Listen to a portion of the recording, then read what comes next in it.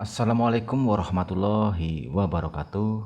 Berjumpa kembali bersama channel ini KSH Pon. Di kesempatan ini saya kedatangan Redmi 9 dengan kasus mati total ya. Ini hanya terdeteksi di komputer hanya MTK port USB ya. Saya akan mencoba melepas IC eMMC-nya terlebih dahulu, lalu saya cek di box UV apakah IC eMMC-nya masih benar atau tidak ya. Jika ternyata nanti setelah IC eMMC-nya terlepas dan dicek di box UV masih oke, berarti kemungkinan penyakitnya berada di IC CPU dan perlu di ACP ya, atau rebuild atau rebal antara IC CPU dan eMMC.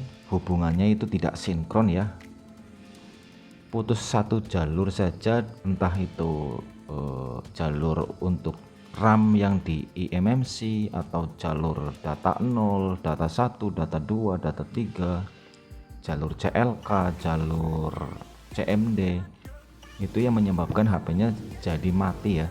Oke, apa kabar sobat KSH? Semoga semuanya dalam keadaan sehat, selalu diberi rezeki yang banyak dan berkah tentunya. Amin. Ya, dan di sini saya sedang melepas IC eMMC terlebih dahulu. Karena ini IC-nya dilem, saya menggunakan metode cungkil atau congkel. Dan di sini saya menggunakan blower jadul quick ya, dengan setelan yang sama. Selalu saya gunakan setelan angin 2,5, panasnya 3,5, blower quick analog. Proses pelepasan IC eMMC videonya saya tidak percepat, jadi nanti terdeteksi berapa detik ya, berapa detik proses pelepasan eMMC-nya.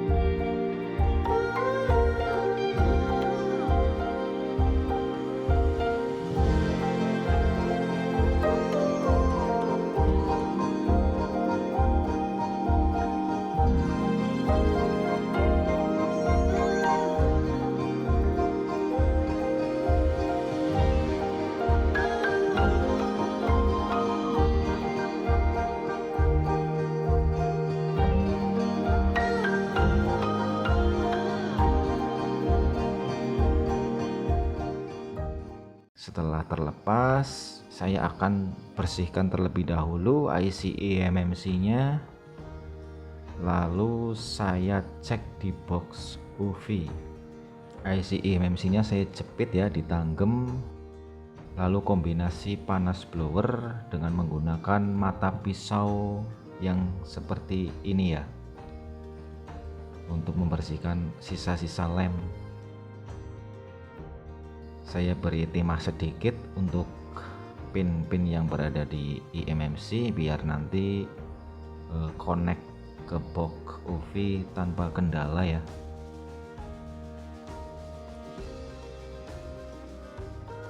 Oke, saya akan coba identifikasi di box UV apakah IC eMMC-nya masih oke atau tidak.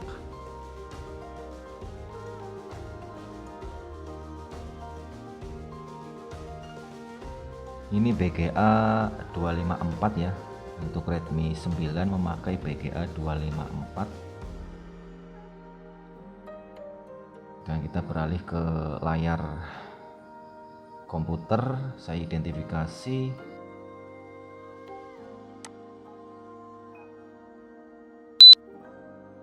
Dan ternyata masih ada isinya ya, eMMC masih oke. Dan config-nya itu masih oke ya. Boot partisi 1 ya, ini yang untuk bootnya masih oke semua. Coba kita lihat kesehatannya.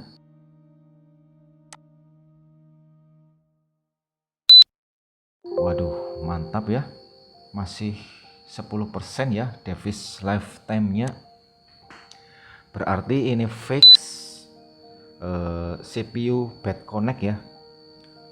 Intinya CPU perlu di rebuild atau rebal ulang. Seandainya nanti setelah rebal ulang dan ternyata tidak bisa nyala juga, berarti kemungkinan penyakitnya berada di IC CPU juga IC eMMC, mungkin di RAM-nya ya. IC RAM yang mati di IC eMMC, walaupun IC eMMC-nya masih terbaca, tapi RAM-nya rusak ya tetap HP-nya jadi nggak nyala.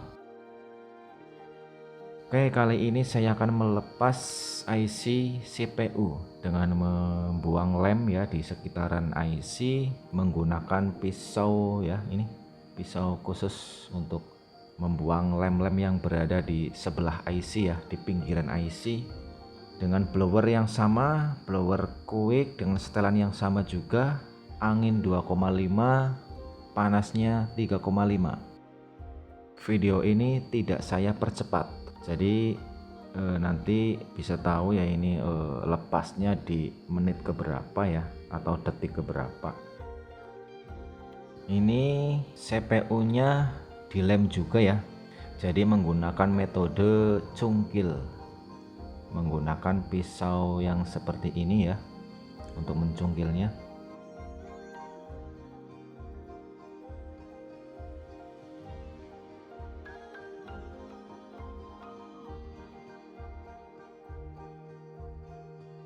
Ini sebuah tips untuk melepas IC yang dilem. Blowernya itu selalu gerak ya, jangan tertuju di satu arah saja untuk menghindari terjadinya PCB melembung ya. Jadi harus bergerak ya, mata blowernya harus digerakkan, jadi panasnya itu nyebar ya, bukan di satu titik saja panasnya. Di saat saya dulu latihan, kalau blowernya itu tidak digerakkan, itu PCB-nya pasti melembung ya. Terus setelan blowernya diturunin panasnya ya, malah nggak lepas-lepas. Jadi saya ketemu trik untuk mencungkil IC-nya, itu modelnya blower digerakkan ya, melingkar di sekitaran IC dengan panas yang 3,5, blower analog dan anginnya 2,5 ya. Dan perlahan-lahan, ini jangan dipaksa, proses mencungkilnya itu jangan dipaksa ya, nanti jalurnya brodol ya, atau terangkat jalurnya. Ini saya kelihatannya memang seperti dipaksa, tapi padahal saya nggak memaksa ya, karena ini mata pisaunya kan lentur, jadi walaupun terlihat di video itu saya kesannya memaksa ya, mencongkelnya itu memaksa, padahal enggak, karena lentur mata pisau untuk mencongkelnya.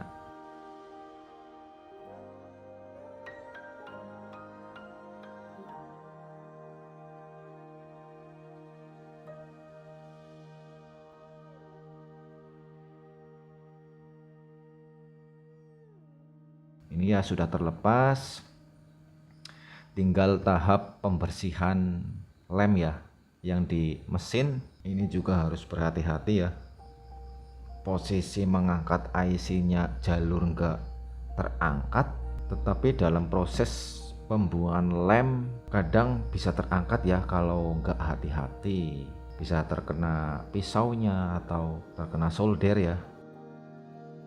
Ini posisi saya melepas, tidak ada yang tercabut ya, pin-pin yang berada di mesin tidak ada yang tercabut.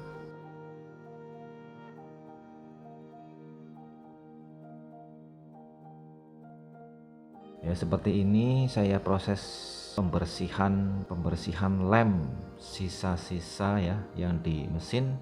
Ini videonya saya percepat ya, karena ini butuh waktu yang lama ya, karena saya harus berhati-hati menghindari rontoknya jalur yang berada di PCB. Kalau nggak dipercepat ya lama banget ini video ya.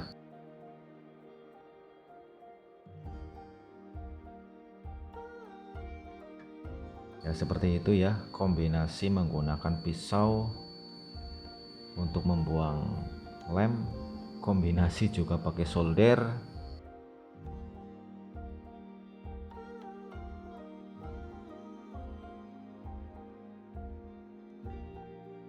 Lebih enaknya seperti apa rekan-rekan?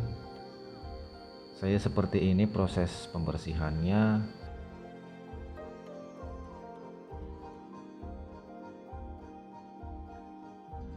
Kombinasi solder wick juga untuk membuang timah-timah sisa ya yang berada di mesin.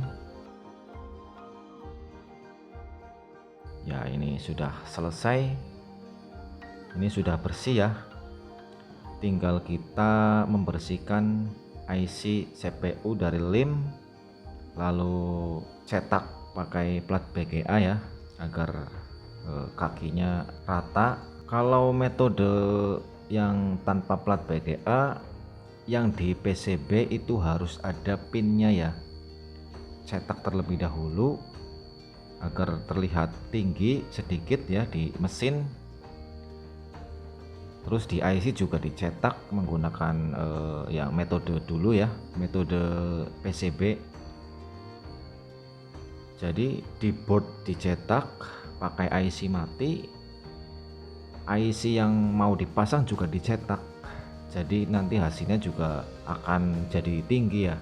Itu metode lama saya, dan sekarang saya menggunakan metode pakai plat cetak ya. Biasanya saya juga memakai metode tanpa plat cetak untuk IC-IC yang ukurannya kecil ya, seperti IC power, IC WiFi, IC WTR. Kalau untuk CPU saya sarankan lebih baik menggunakan plat cetak ya. Ya ini sudah selesai proses mencetaknya, tinggal kita pasang ya. Dan proses memasang IC-nya juga saya tidak percepat ya videonya. Saya tidak percepat. Sebelum proses pemasangan, saya panaskan terlebih dahulu PCB-nya agar nanti lebih mudah leleh ya kalau sudah hangat. Jadi IC-nya itu tidak terlalu sering kepanasan. Kalau posisinya PCB masih dingin kan, kalau IC-nya sudah ditaruh di mesin ya ikut kena panas ya. Seperti ini ya saya cara memasangnya.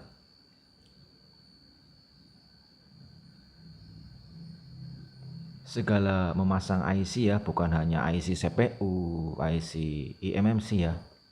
Metode memasang IC-nya saya memanaskan terlebih dahulu mesinnya atau PCB-nya. Barulah IC-nya diletakkan, dipaskan ya di posisi kanan kirinya agar tidak menceng atau kurang pas ya. Setelah pas barulah di blower, dan ini menggunakan blower yang sama, blower quick analog dengan angin 2,5 dan panasnya 3,5, setelan yang sama ya.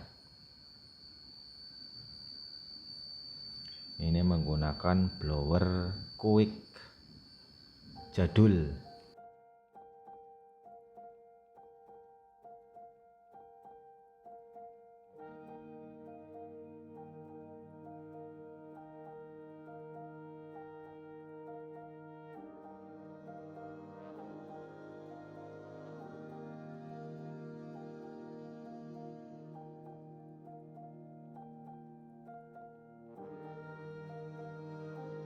Terima kasih banyak untuk sobat-sobat KSH yang selama ini sudah support channel ini. Terima kasih banyak. Dan untuk pengunjung baru, saya ucapkan selamat datang. Semoga video-video yang berada di channel ini, semoga videonya bisa bermanfaat untuk rekan-rekan semua yang ingin belajar servis HP. Semoga videonya bisa bermanfaat ya. Pemasangan IC CPU sudah selesai, tinggal pemasangan IC eMMC atau IC flash ya. Ini berhubung PCB-nya masih panas ya, langsung saya taruh IC eMMC-nya, langsung blower saja karena ini sudah panas ya mesin PCB-nya.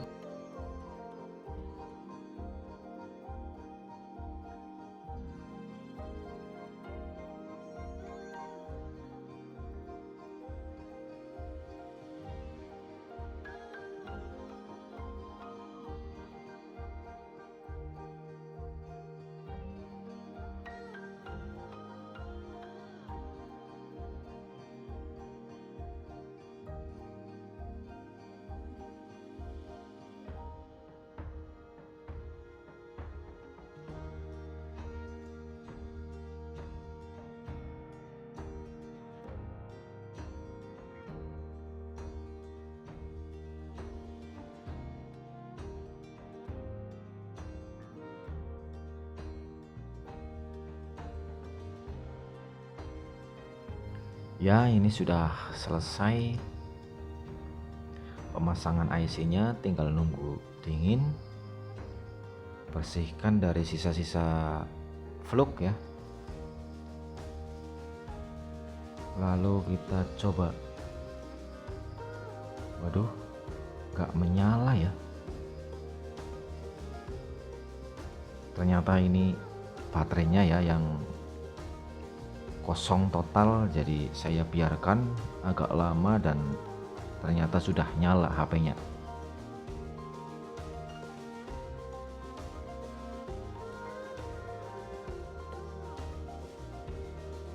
Ya, ini sudah ada gambar baterainya. Proses pengisian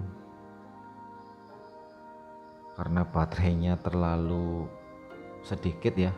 Oke, semoga videonya bisa bermanfaat untuk rekan-rekan semua. Kurang lebihnya saya mohon maaf ya. Kesimpulannya yaitu, jika HP posisi mati berchipset MediaTek, jika ditancapkan ke komputer terdeteksi MTK port USB, berarti ada kemungkinan IC flash atau IC eMMC-nya yang mati atau hubungan antara CPU dan eMMC yang bermasalah ya. Oke, sekian. Wassalamualaikum warahmatullahi wabarakatuh.